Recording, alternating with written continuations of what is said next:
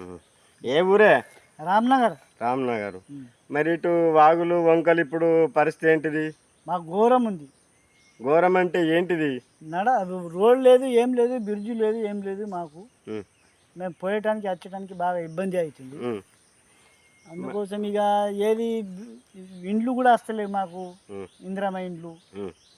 మా పరిస్థితి అసంటి ఉన్నది. ఇప్పుడు ఈ జ్యోతి ఇంతకు ముందు వచ్చింది, ఇప్పుడు 2 సార్లు వచ్చిపోయింది. 2 సార్లు వచ్చిపోయింది. 2 సార్లు వచ్చిపోయింది. ఇప్పుడు మరి ఎమ్మెల్యే ఏదో ఏదో ఏమి ఏమి బిర్జు హైరాన్ బిర్జు. ఐరన్ బిర్జు హైరాన్ ఐరన్ బిర్జు మరి ఇది ఇంతకు ముందు వచ్చినప్పుడు మీరు అడిగిండ్లు ఇస్తామని అన్నారు. ఇప్పటిదాకా అయిందా మరి? కాలే, ఇప్పటిదాకా కాలే. ఎడమ పోజు సార్ కూడా వచ్చిండు మా తండాకు. మా తండాకు వచ్చిన ఇక్కడ నుంచి అక్కడ 20 లక్షల రోడ్డు చేపిస్తా, మొర చేపిస్తా అన్నాడు. అది కూడా చేపియలేడు. ఇక దానికి అడిగేటోళ్ళు కూడా లేరు మంది. వీళ్ళు కూడా సార్ కూడా మరి చూస్తలేడు. మరి ఇక్కడ ఎన్ని గ్రామాలు ఉన్నాయి? ఇక్కడ దాదాపు అంటే 13-14 గ్రామాలు ఉన్నాయి. 13-14 గ్రామాలు ఉన్నాయి. అందరూ జనాభా ఎంత ఉన్నది? జనమా బాగుంటాయి, మలస్ ఉంటాయి. దాదాపు అంటే ఇంకా అట్లా అంటే ఉంటాయి ఒక 1500-1600 దాకా.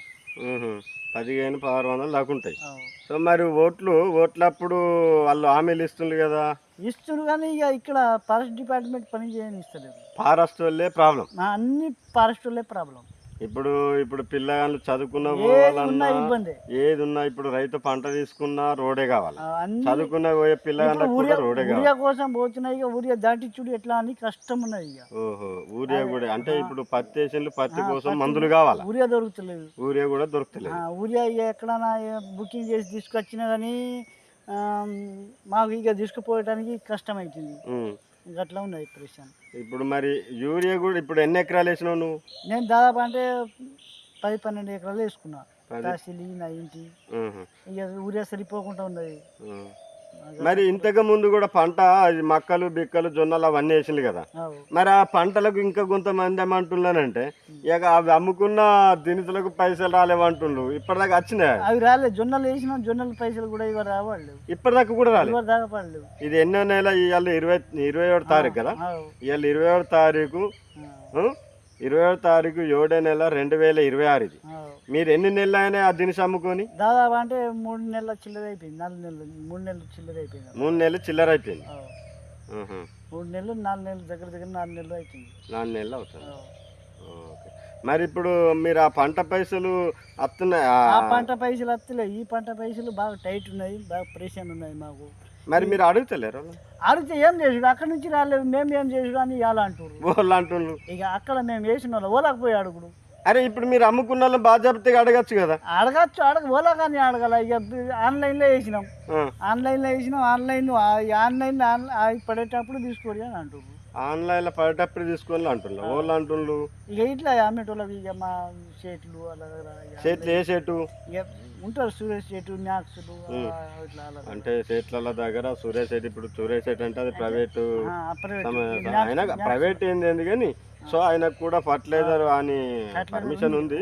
సో కానీ కాకపోతే ఒక దళారి అన్నట్టు, ఒక దళారి. సో ఇప్పుడు మార్క్స్లా మరి అందరికంటే తక్కువ ఇప్పుడు ఇప్పుడు దళాల కంటే ఉన్నటువంటి మీ ఇత్తనాలకు ఈ దుకాణాలలో తక్కువ రేటు ఉన్నదా, మార్క్స్లో తక్కువ రేటు ఉన్నదా? సేమ్ ఉంటుంది. ఇప్పుడు మరి అన్నారు కానీ మార్క్స్లల్లా ఇంకా దళార్ల కంటే 10 రూపాయలు తక్కువ ఎక్క ఏనే ఉంటుంది అని చెప్పిండు. కానీ ఇప్పుడు ఈ దళార్ల కంటే ఎక్క మార్క్స్లలోనే దోపిడి ఉంటుంది. ఇక ఏం చేసుడు. ఇక ఓలా ఈడ ఇక ఏ వస్తువులు కొన్నా కానీ ఇక్కడ 10 రూపాయలు చక్క, అక్కడ 100 రూపాయలు చక్క, ఇక్కడ 10 రూపాయలు, ఇక్కడ 50 రూపాయలు అట్లా తక్కువ ఎక్కువనే ఉంటున్నాయి. సో చూడండి సార్, నీ పేరేంటిది? నా పేరు రాజేశ్వర్. ఏం రాజేశ్వర్? గుగ్లావత్ రాజేశ్వర్. చూడు, ఈయన ఒక రామ్నగర్ తండకు సంబంధించినటువంటి ఒక రైతు, గుగ్లావత్ రాజేశ్వర్. సో ఆయన చెప్పుతుంటే అనేక ఇబ్బంది పాలు సార్. మరి ఈ రోజులల్లో అనేక ఇబ్బంది పాలవుతుంది. దళారులలో మోసపోతుండ్రు, మార్క్సులలో మోసపోతుండ్రు. మన వాళ్ళు పంట పండించుకున్న పంటకు కూడా ఇప్పటిదాకా అమ్ముకుంటే కూడా డబ్బులు రాలి అనేక ఇబ్బంది పాలవుతుంది. వెంటనే వాళ్ళ డబ్బులు వచ్చేటట్టు ప్రభుత్వం చర్య తీసుకొని వాళ్ళకి అమ్ముకున్నటువంటి పంట దినుసు కూడా వెంటనే డబ్బులు వచ్చేటట్టు విధంగా చూడాలని ప్రభుత్వాన్ని విజ్ఞప్తి చేస్తుంది. అంతే కదా? ఓకే.